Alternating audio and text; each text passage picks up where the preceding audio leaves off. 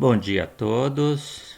Apresentaremos agora o nosso segundo vídeo sobre a economia política da guerra na Ucrânia. Trata-se, na verdade, de um curso, ou, se quiser, de uma série de vídeos, que vão apresentar, que vão examinar a atual guerra da Ucrânia. Vão examinar no seu contexto histórico, vão examinar no seu desenvolvimento, estudando as suas raízes e o que vai acontecer no mundo como resultado, o que deve acontecer como resultado dessa guerra. Nós queremos dizer que nós nos baseamos, os fundamentos dessa abordagem, dessa série de vídeos, é a ideia de que nós somos capazes de conhecer a verdade, Nós não temos uma perspectiva nihilista, uma perspectiva cética em relação à realidade, porque a perspectiva cética não tem fundamentos lógicos, mas nós não vamos discutir isso aqui. Nós, na verdade, fizemos apenas uma evocação das palavras de Jesus, quando diz que conhecereis a verdade e a verdade vos libertará. Essa é a nossa ideia. Quer dizer, o que nós estamos fazendo aqui? Um esforço para nos libertarmos dos prejuízos, dos preconceitos que são veiculados pela imprensa, a respeito da guerra da Ucrânia. Nós convivemos diariamente com a visão distorcida dessa guerra. Aliás, essa perspectiva de que é possível conhecer a verdade não é só de Jesus. Por exemplo, Carlos Marx escreveu seu livro, O Capital, na esperança de que ele fosse lido, é claro, e que, uma vez lido, levasse à compreensão de como é efetivamente o capitalismo, e qual o seu destino, o que os trabalhadores deveriam fazer para que essa sociedade fosse superada. Isso seria possível através do movimento revolucionário.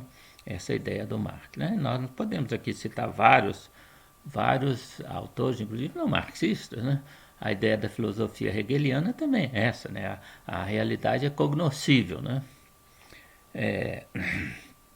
Bem, outra coisa importante é o princípio da dúvida metódica do narigudo, de François Descartes, que é um filósofo, digamos assim, o primeiro filósofo da modernidade, que se propôs a duvidar de tudo. E o resultado da dúvida metódica, da dúvida sistemática, não é uma posição de cética, é uma posição e você chega num ponto que você não pode, se você duvidar de tudo, você não pode duvidar da dúvida. Então, a partir disso, já é possível reconstruir o pensamento racional da realidade. Essa é a ideia dele. E uma coisa importantíssima para entender a realidade moderna é que nós vivemos, a imprensa, a mídia vive baseado no que na perspectiva de Adolf Hitler, e que se encontra expresso nessas palavras famosas de Goebbels, que era o ministro de propaganda de Hitler. Uma mentira dita 1000 vezes transforma-se em uma verdade. Então nós vivemos no mundo da mentira, no mundo do mito, e o objetivo desses vídeos é exatamente contribuir para que esses mitos sejam superados, sejam eliminados. Bom, e nós vamos começar hoje falando sobre as origens históricas e a evolução da Rússia e da Ucrânia até a Revolução de 1905. Na verdade, esse é o terceiro item. Nós podemos colocar aqui um número adicional. É o segundo vídeo, mas é a segunda parte dos vídeos, mas do texto que nós estamos baseados é a terceira seção, a seção sobre origens históricas e evolução da Rússia e da Ucrânia até a Revolução de 1905. Nós fomos lá atrás. Por que nós fomos lá atrás? por causa do fato de que a Ucrânia e a Rússia e a Ucrânia nasceram com o mesmo povo em um mesmo berço. Que berço é esse? É o chamado Rus de Kiev. Né? Os russos, os ucranianos e os bielorrussos, é tudo um povo só, certo? Tiveram sua origem, na sua gênese, né? A união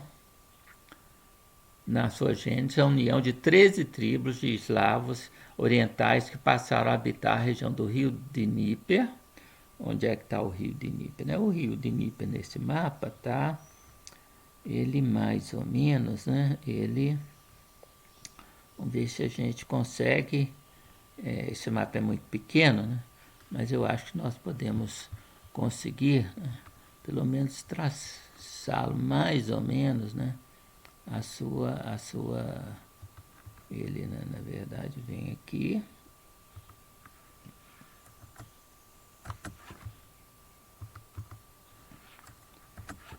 Não, ele vem aqui.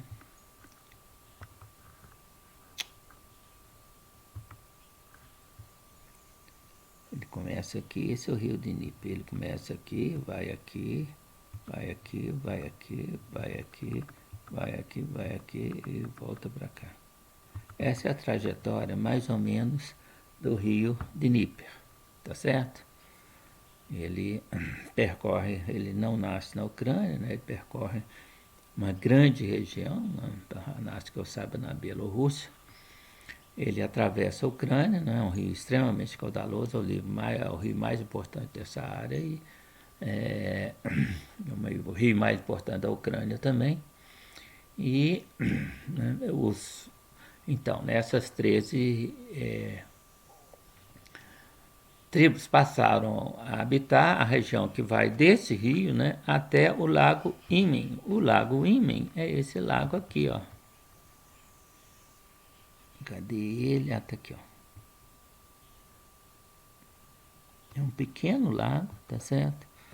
Ao sul de São Petersburgo, né? Tá certo? Então, essa região, se nós pudermos dizer qual que é a região, seria essa região aqui, ó. Essa região é que seria o berço, né?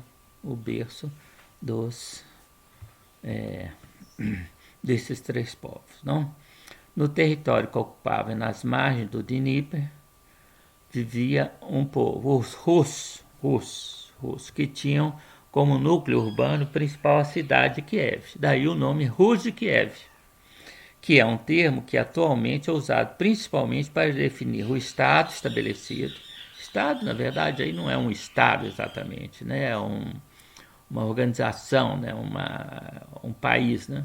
Um reino, né? Estabelecido no século X, ou seja, a partir de 900, né? Pelos príncipes da dinastia Hurridik,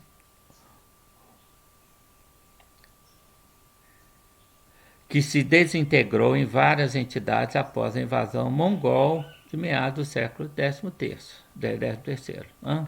Ou seja, era um povo único, né? Aí em cima não dá para ver muito porque a minha fala, né? A minha imagem, né, está pegando parte da figura, mas teoricamente, né, seria exatamente, né, o momento em que os russos teriam, isso está na lenda, né, na história da Rússia de Kiev, é que o povo russo, né, eles, ou não o povo, mas representantes do povo russo, né, que viviam em guerra entre si, enfrentando tribos de outras origens, né, étnicas, né, vão procurar um chefe viking, porque os vikings atravessaram essa região, né, os vikings, na verdade, eles entraram lá do Mar Báltico, não?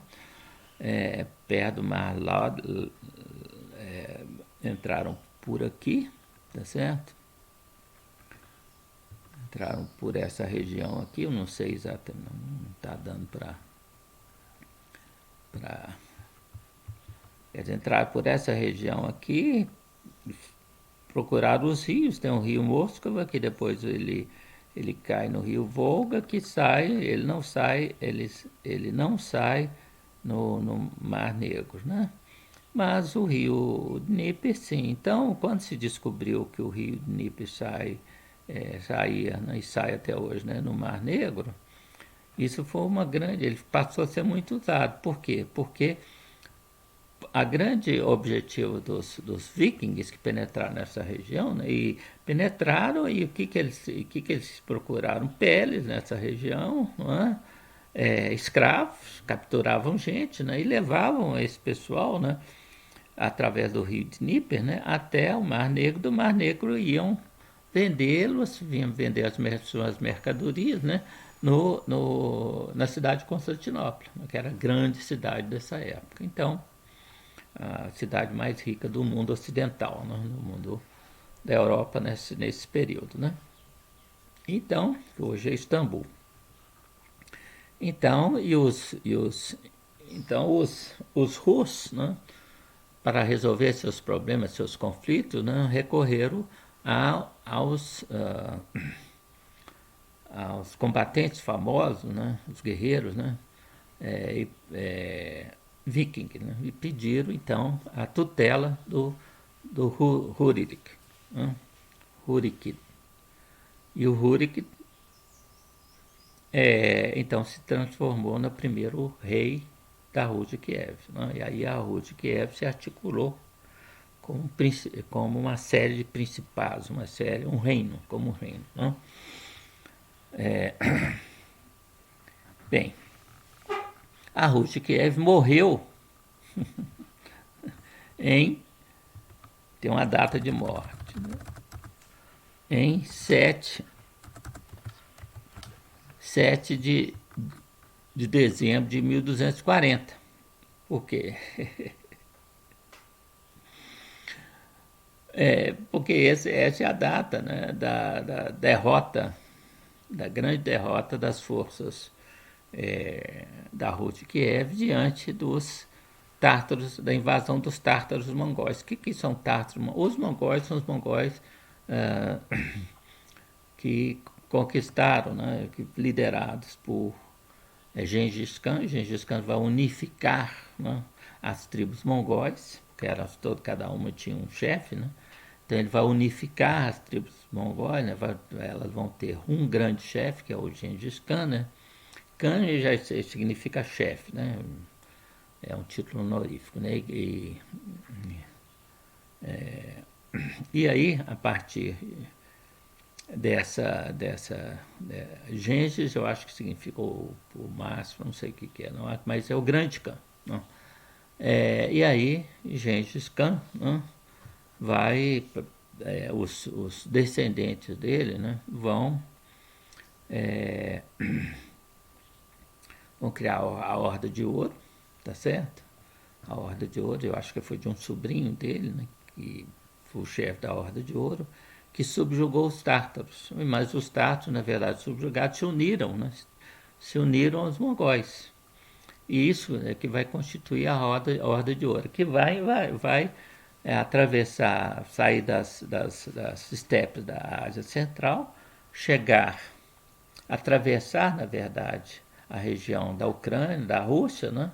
E chegar, inclusive, na Hungria, né? Na Hungria, né? Então, chegar no centro da Europa, vamos dizer assim, né? Então, na Europa Oriental, né? No centro da Europa talvez fosse, a gente não sei exatamente onde seria, né? Mas então, e quando eles penetraram, né? Aqui nesse mapa você vê, né? Essa é a região que vai ser dominada, né? Vai ficar nas mãos da Horda de Ouro, né? Essa região aqui, né? Quer dizer, se você isso aqui tem que fazer então seria essa região, grosso modo, né? Grosso modo, né? Bom, essa região aqui, verde, amarelo, né? Exatamente a região da Rússia de Kiev. Não era só a Rússia de Kiev. A Rússia de Kiev, como nós vimos no mapa anterior, ela foi muito maior, né? Quer dizer, toda essa região aqui, observa, né? Ela vem lá da Polônia, antes mesmo da atual, né?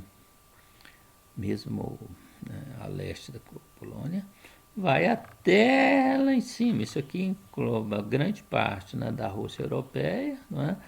Praticamente toda a Ucrânia, não é? E alguns países bálticos. Então toda essa região chegou a ser o reino, né? Observe, seria um grande império, né? O império da dinastia do Rurik, ou Rurik, é mais conhecido como Rurik, né? O texto que eu usei aí é Hurrikids. O Rurik, chamá-lo de Rurik, né?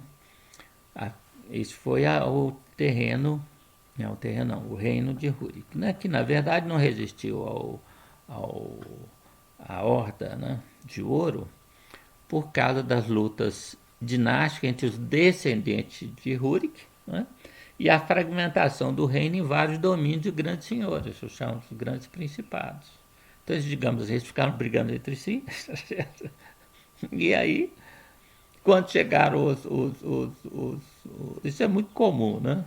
Como diz Jesus Cristo, uma casa dividida não se sustenta, né? Então, quando eles chegaram, né? O que houve, né? O que houve? Observe que, né, nesse gráfico a gente pode ver aqui, né? Que se trata da Rus Kievan Rus, né? É uma expressão, nós estamos usando esse gráfico, está em inglês, né? Golden Horde é a Horda de Ouro, né? Ora, a Horda de Ouro chegou, essa região aqui é a região que hoje estaria os povos que fazem parte da Ucrânia de hoje, né? O que aconteceu com eles, né? Eles foram, Kiev foi saqueada, tá certo? Kiev foi saqueada, essa região ficou sob domínio da Horda de Ouro. Bom, e o restante da Rus de Kiev? As regiões onde vão se desenvolver, que essas regiões ao norte aqui, ó, ao norte, né? Tá vendo? Tá aqui, você está vendo Vladimir e Susdália. O que é a região de Vladimir? Susdália vai ser onde vai surgir o Principado de Moscou, né? O Grande-Duque de Moscou, né? Essa região, né? Ela não vai ser tomada diretamente pela Horda de Ouro. Não. Esses principados da Vladimir Susdália vão se tornar tributários, vocês vão pagar um tributo, né? Quer dizer, quando a Horda de Ouro estava para invadir, né, aí eles falaram, olha, não precisa invadir não, que a gente obedece às suas ordens, certo? E paga os tributos, que eles queriam, na verdade, os tributos, e eventualmente, né, participar das próprias guerras da Horda de Ouro, né? Então foi isso, né? Isso que evitou, né, que a região de Vladimir Susdália fosse diretamente ocupada pela Horda de Ouro, né? Bem, além disso, nós temos tínhamos, né, o, o Principado, que é esses aqui, da Volínia, tá certo? Galícia e Volínia, que são esses verdes aqui, né? É essa região aqui, ó. Certo?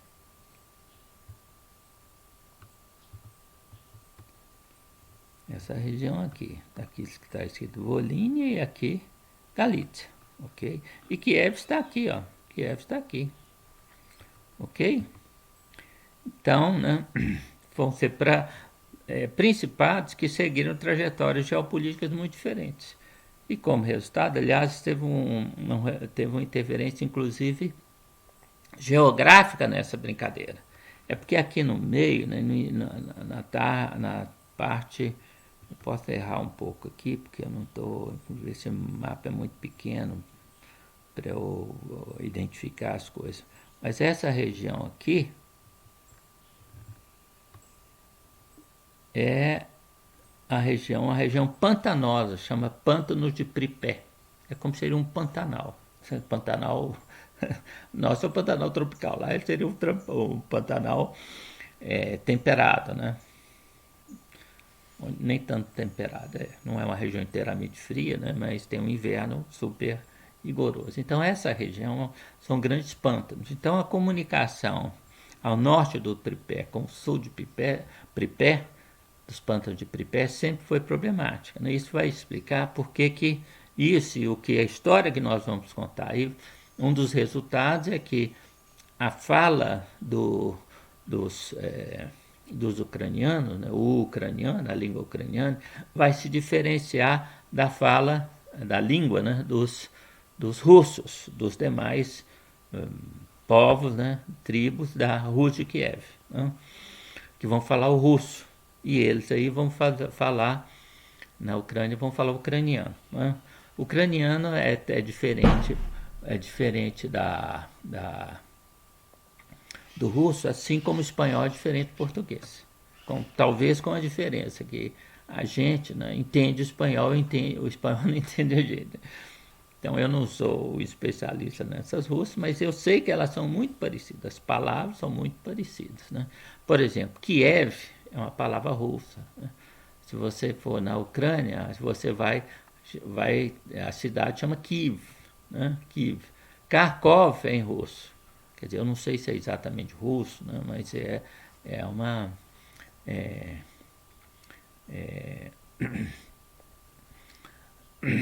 Por que eu não sei que é exatamente russo? Porque o russo, dependendo das consonantes do russo, na verdade mudam de acordo com a palavra.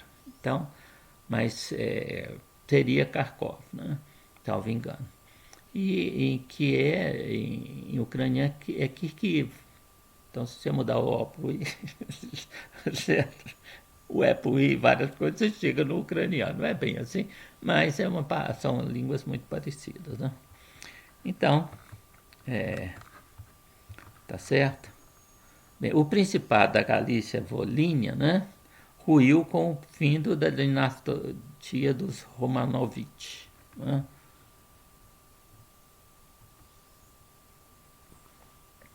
E do Canato a Horda de Ouro, seu protetor. Isso é uma coisa importante. Por quê? Porque o protetor aí, na verdade, isso é uma palavra muito usada, né, naquela época. Protetor significava, na verdade, o dominador. Mas, de certa maneira, protegia. Né? Por quê? Porque é como você protege o seu rebanho. Né?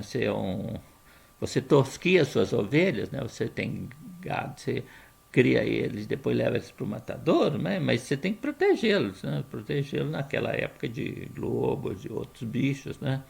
De assaltantes, né? Então hoje também você tem que protegê-los, né? Você vai protegê-los de outra maneira, né?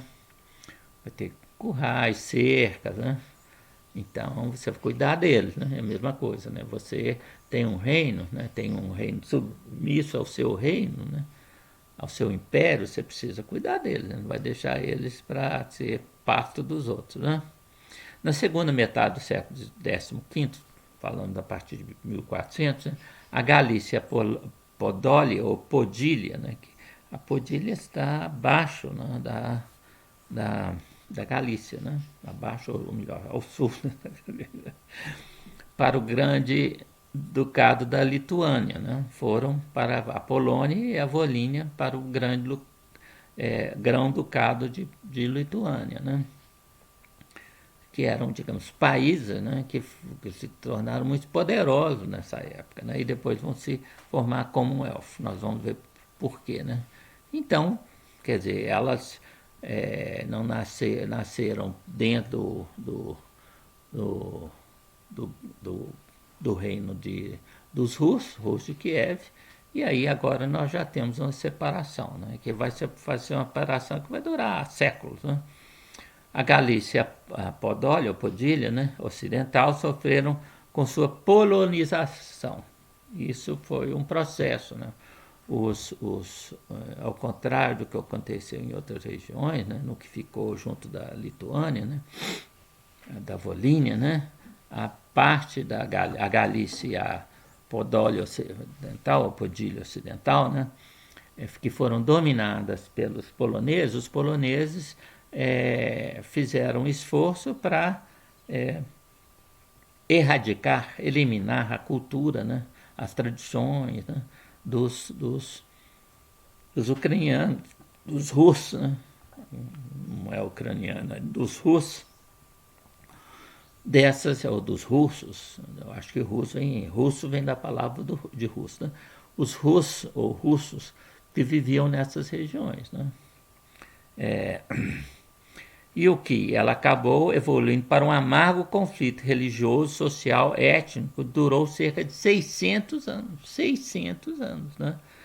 E permeou todos os aspectos da vida da Ucrânia. Isso é muito importante, né? Quer dizer, a, a, a, a ocupação da Galícia e da Podília Ocidental pela Polônia teve resultados dramáticos, como nós inclusive vamos ver, né, mais adiante, né? Aí está. O que é a Podília, né? Está em vermelho aí nesse mapa, né? Observe que ela está ao sul, né, da Volínia e a leste, a leste de Galícia, da Galícia. Né? Espero que dê para ver, né? Ao sul ou sudoeste de Kiev. Em vivo contraste, isso é muito importante, né? O modelo lituano era mais favorável à preservação da influência política, status sociais e tradições culturais das elites locais. Os príncipes empurraram os tártaros para as estepes, derrotando em 1369. O Grande-Ducado de Lituânia estendeu-se até o Mar Negro, abrangendo grande parte das terras, tá aí, ó, da Rússia de Kiev. Tá certo? Foi um grande império, né? O Principado de Vladimir, onde é que está Vladimir? Vladimir, né, está, vamos botar um X aqui, né, está nessa região aqui, ó.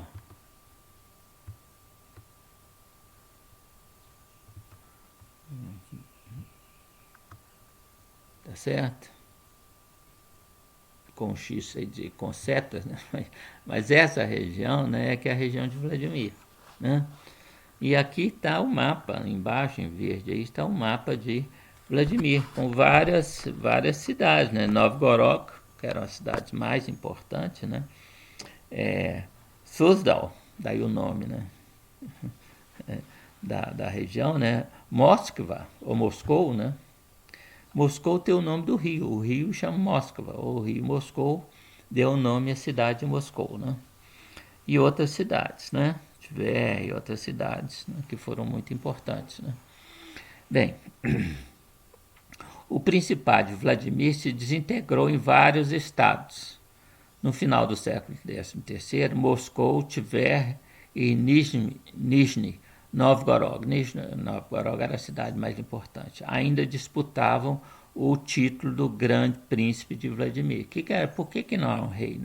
Era um rei, né? Mas como estava subordinado à Horda de Ouro, então você não podia falar que é um reino. Era um grão-ducado, essa é a diferença, né? O grão-ducado era um reino que tem uma subordinação, ou que não, ou por causa de outras razões, mas em geral era por causa disso, né? Bom, tendo, né,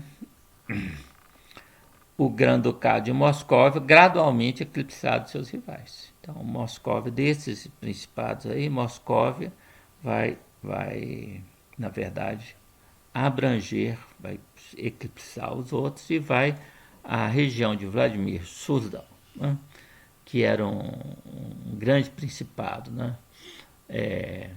sob a dominação, né, tributária, vamos falar, dominação tributária da Horda de Ouro, né, o Grande Príncipe ou melhor, o Príncipe de Moscova, né, vai se tornar, né, vai ascender sobre os demais, de maneira que todas essas regiões, né, vão se subordinar a Moscou. Bom, então aí, né, nós vamos ter, né, o Grande Ducado de Moscóvia, né, na verdade vai coincidir com o Gran Ducado de Vladimir Susdália, tá certo? Bom, aí está o Principado de Moscóvia, né, que vai abranger, né, como nós falamos, né, essas ou esses outros principados, né, que vão se transformar em províncias, né, de Moscou, província entre aspas, porque nessa época ainda não tinha a denominação de província. Né. O século XIV começa, ou seja, 1300, né, começa com a superação do separatismo feudal e a concentração das terras russas em torno do Principado de Moscóvia. Né, isso aí tem que entrar em aspas, porque esse texto eu tirei do livro do Misares. Aliás, uma observação aqui, né, que é necessário lembrar sempre, né, que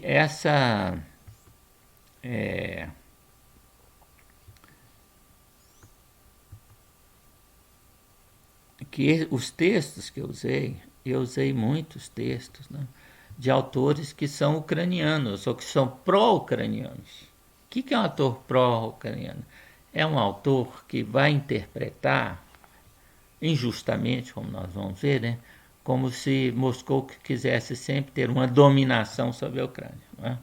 E que Moscou, ou melhor, a Rússia, né, é um problema para a Ucrânia. Né? Então isso nós vamos ver, não é bem assim, a história é um pouco bem diferente. Né? A história foi um pouco bem diferente, que nós vamos tentar. Então o que eu fiz? Eu estou usando esses autores, de preferência, e não os russos. Os autores russos escrevem as mesmas coisas. Né? Por quê? Porque se poderia dizer, não, porque essa análise histórica, né, ela é viesada, ela tem um viés pró-Rússia. Não tem viés nenhum, como nós tentamos mostrar. Né?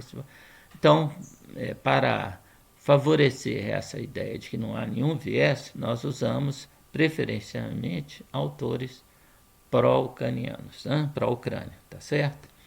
O século XVI, XIV, então,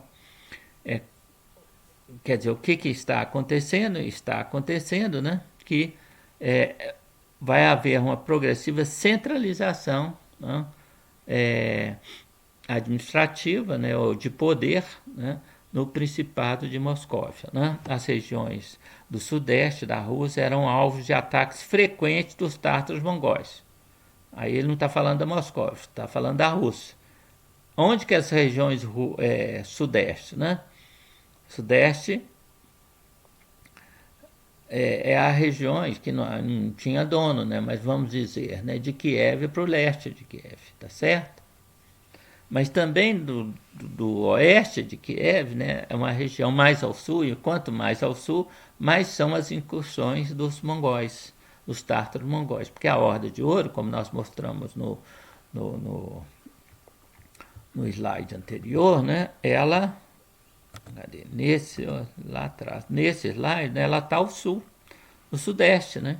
Então essa região aqui vai ser uma região sempre infestada de mongóis, tártaros mongóis, né, que vão, eles, na verdade, né, eles criavam gado em grandes planícies. Então, se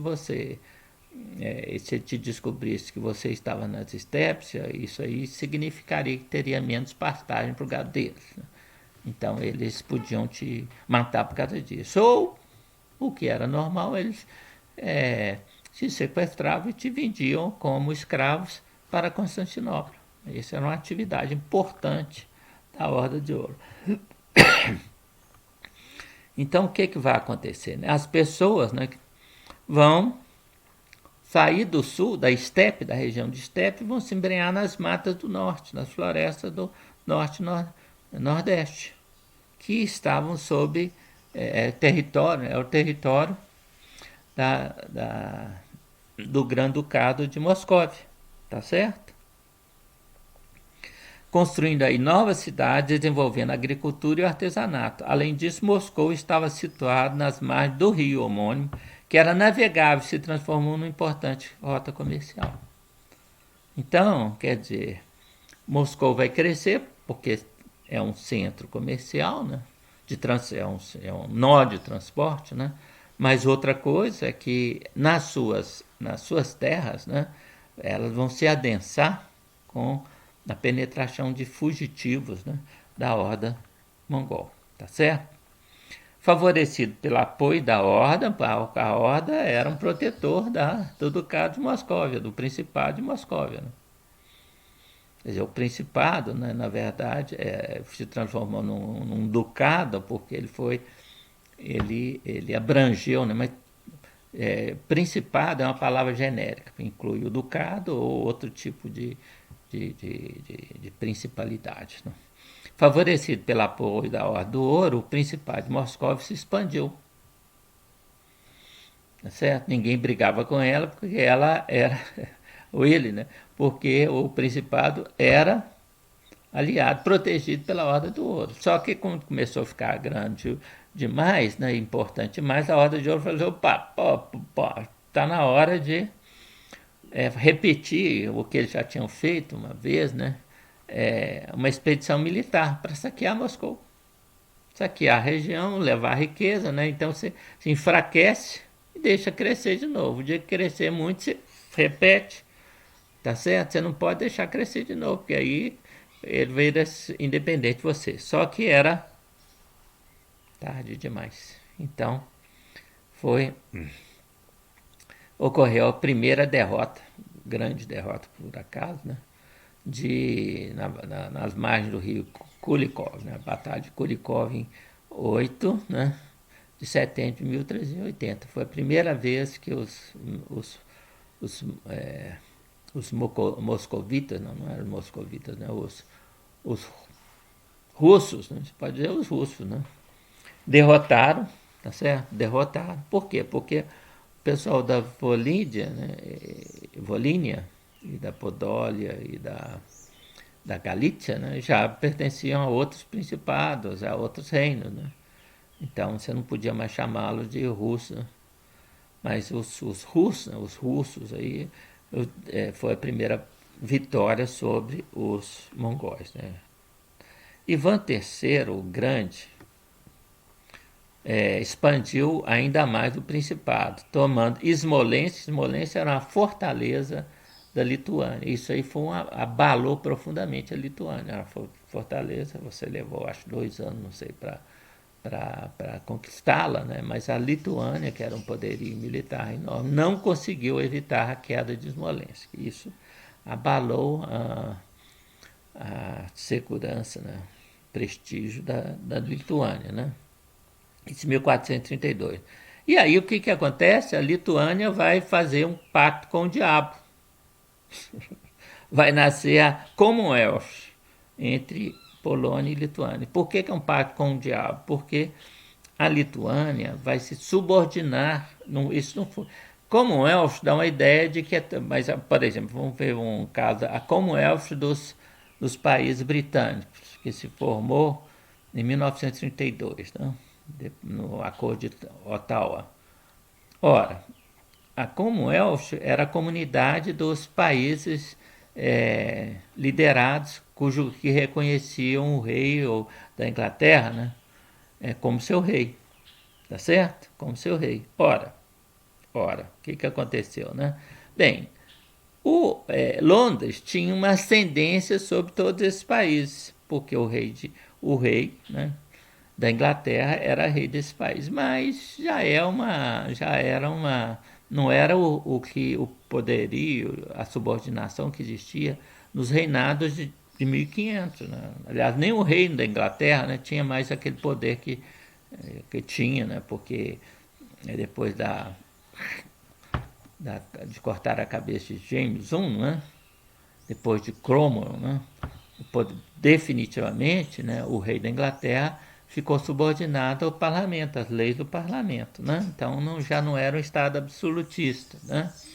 Absolutista. Então o que aconteceu é o seguinte: a Lituânia, né, formou uma Commonwealth, mas quem mandava mais era a Polônia. Né? Havia um direito de voto, de veto, né, da Lituânia, mas quando a Lituânia vetava, né, as decisões da Polônia, a situação não ficava bem do lado dos lituanos. Tá certo?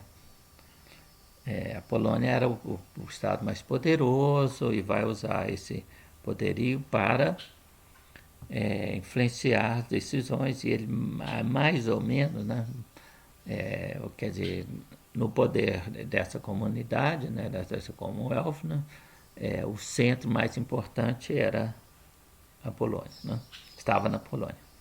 Bem, Ivan IV, que foi o quarto, né, que foi conhecido como Ivan o Terrível, né, ele foi a primeira vez, né, que um rei da Rússia foi coroado como czar. O que é czar? É César. Ele virou um César. Né? O César foi o primeiro, não foi exatamente, né, primeiro imperador romano, né? Mas ele, na verdade, né, transformou uma república, que era a República Romana, num principado. Né? Ali vai ter príncipe, vai ter uma pessoa que vai ser o imperador, né? Vai ser o rei, né? Vai, na verdade, imperador, porque a Roma era um império, não era um reino. Um reino normalmente seria a própria cidade de Roma, né? Mas não, havia cidade, ele já havia subordinado toda a Itália, né? Que vai ser, no fundo, administrada pelo Senado Romano diretamente, né? E indiretamente todo o Império, certo? Todo o Império. Todos os outros países que foram conquistados por Roma. Né? Então, ele foi reconhecido, o primeiro que vai se chamar autocrata, né, que é assim, eu mando em mim mesmo, eu sou um Estado, eu sou um rei absoluto, ninguém pode me questionar minhas ordens, foi Ivan o terceiro, né, Ivan III, que fez grandes conquistas. Né? Agora, o Ivan IV, né, fez também enormes conquistas. Né?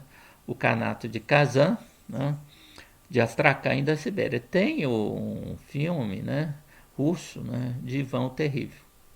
Então, quem pegar preto e branco, foi feito no período do Stalin, né, e o Ivan ali é o Stalin. E ele vai enfrentar os boiados. O que os boiados? Eram os grandes senhores de terra, né? Era a nobreza, a grande nobreza, não os nobres pé de chinelo, mas os grandes nobres, né? Do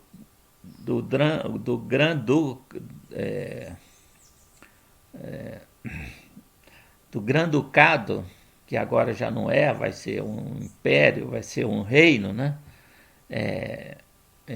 Da Rússia, de Moscou. O que vai acontecer, né? Ele entrou em choque com os boiardos, né? E aí ele vai criar, né, a opritina.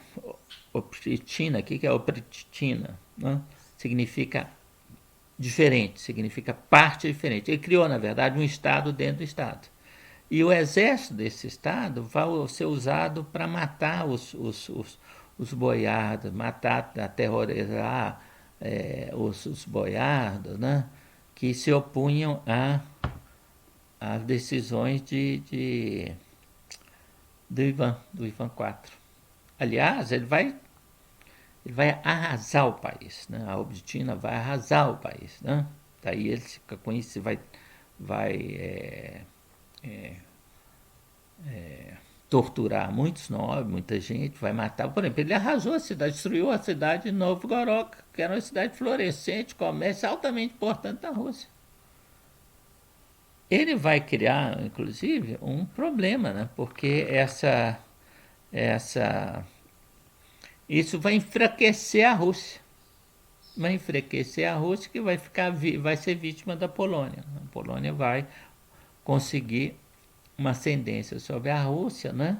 Que vai ficar conhecida como os tempos negros, os tempos de problemas, trouble time, né?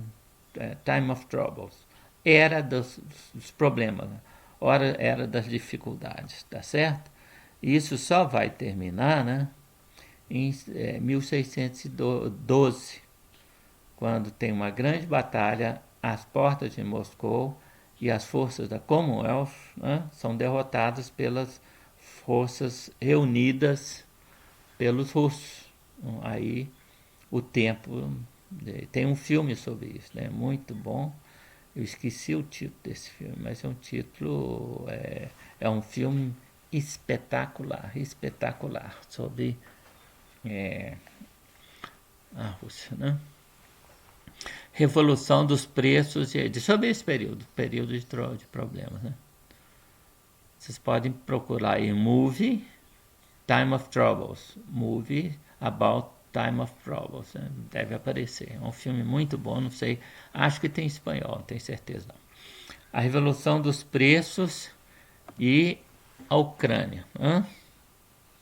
Sob a tutelagem polonesa, né, as famílias principesas da Volínia não apenas mantiveram suas posses, mas incrementaram dramaticamente. Isso é uma coisa muito interessante. Quer dizer, na Volínia, a nobreza foi favorecida pela união pela subordinação à Polônia. Por quê? Porque, como nós vamos ver, né, o problema é o seguinte: os poloneses vão ser senhores feudais, né, muito duros, vão explorar muito seus trabalhadores, seus servos, né, trabalhavam nas suas terras, né?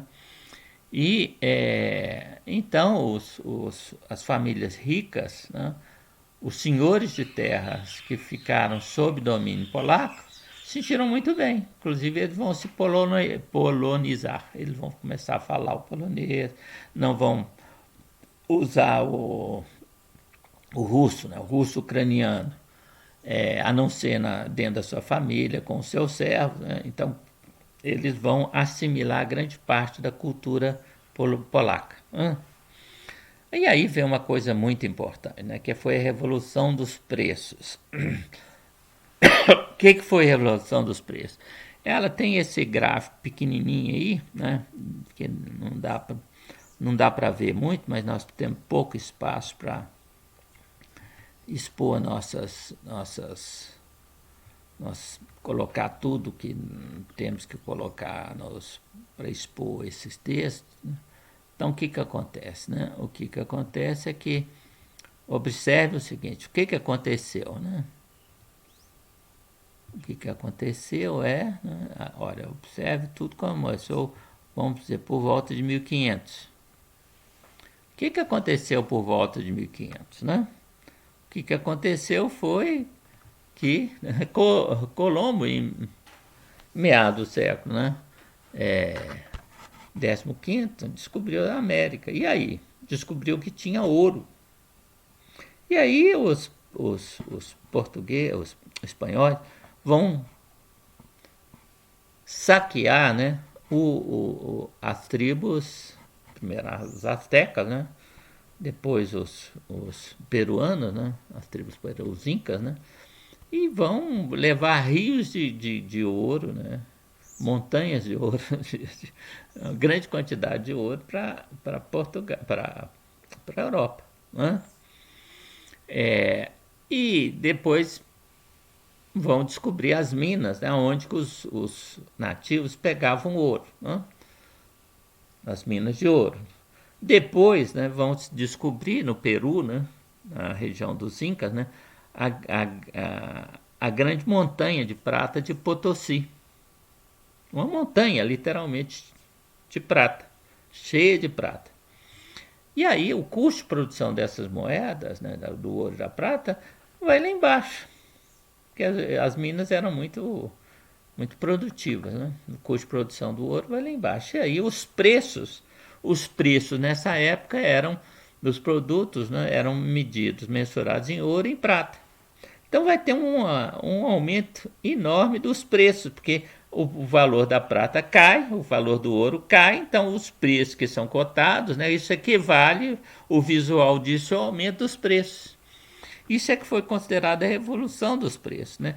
A, a, tudo na Espanha vai ficar caríssimo, porque o preço do ouro caiu, né? Então tudo vai ficar caríssimo. Aí a Espanha vai importar coisa de todo mundo, né? E os preços de tudo vão subir, né? Então isso é que é a revolução dos preços. Observem, né? Os preços de grãos, né? Os preços de grãos estão aqui. Tá certo?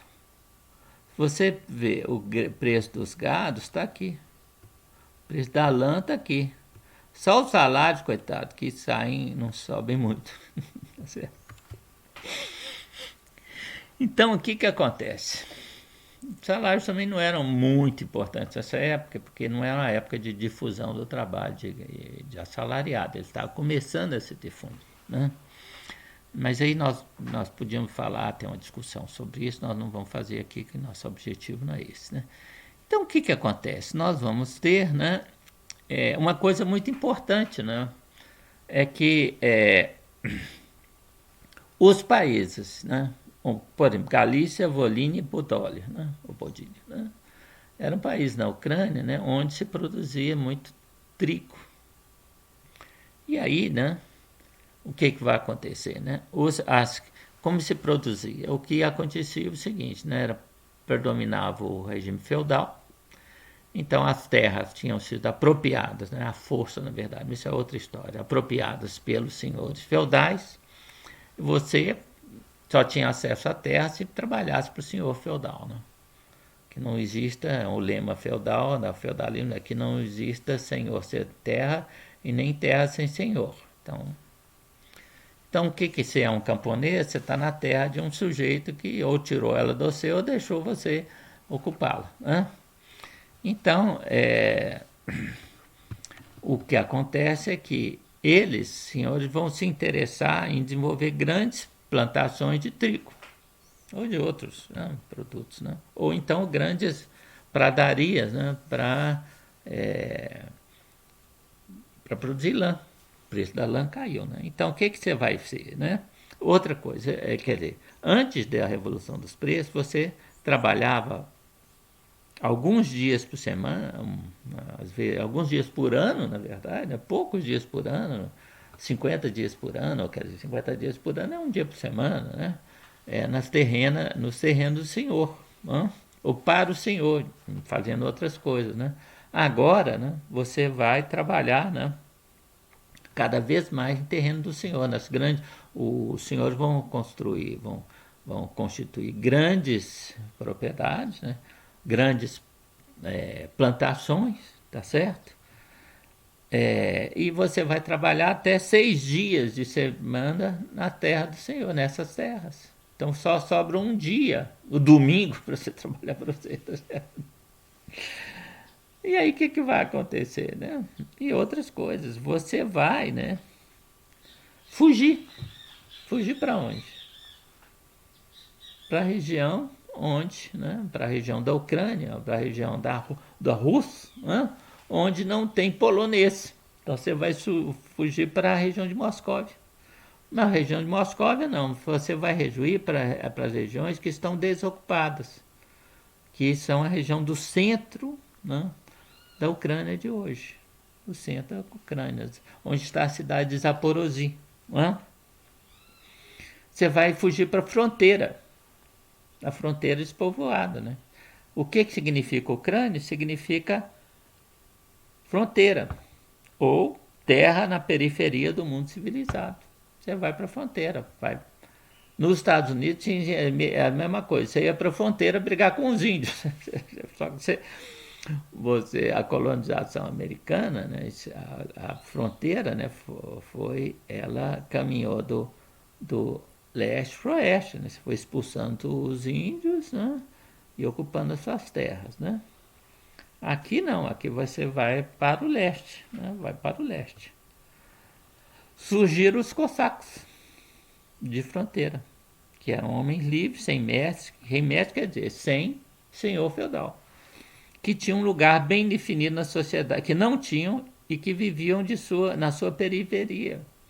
Ali você tinha que ser um homem armado. Por quê? Porque você ia brigar com os tártaros. Então você trabalhava com um mosquete. Por que era um mosquete? Mosquete era uma coisa cara, mas você tinha que ter um. Porque os árabes não, os mongóis, os tártaros mongóis, tinham, na verdade, trabalhavam com arco e flecha. Então você plantava, você e sua família planta. Você vai se organizar em aldeias, muitas delas vão ser fortificadas, né? Mas você tem que trabalhar no campo, e esse é o problema, né?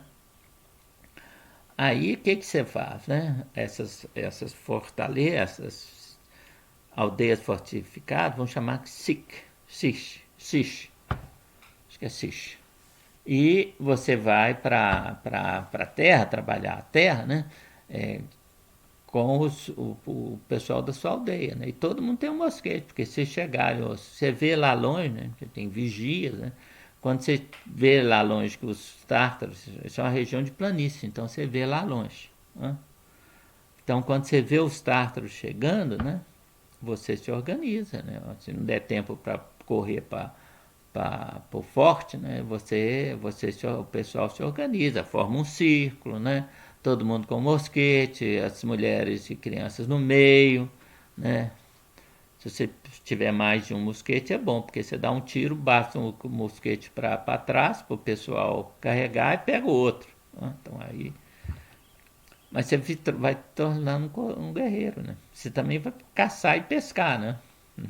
Estabeleceram mais ao sul do rio Dnieper e seus afluentes inferiores. Os cossacos se engajaram em o COD, que é o COD? Expedições de caça e pesca, e no pastoreio do gado e cavalos, organizando grupos bem unidos e acampamentos fortificados permanentes, o SIC. Né? Em 1953 e 54, os tarostas é um oficial, tá certo? De Canive, é uma cidade, né? Provavelmente da Volínia, provavelmente, né? Ou da Volínia ou da eu não sei, esqueci de olhar no mapa, sinceramente, um erro da minha parte, né?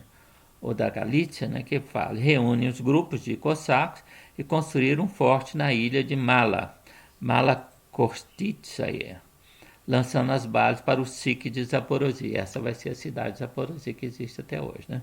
Geralmente considerado o berço do domínio cosaco ucraniano. Como o SIC ficava na rota comercial entre a Comércio e o Mar Negro, o comércio também se envolvia em Zaporozhye. Os cossacos da região e de outras localidades passaram, a partir de 1538, a saquear os povoados e cidades, fortalezas otomanas. Né?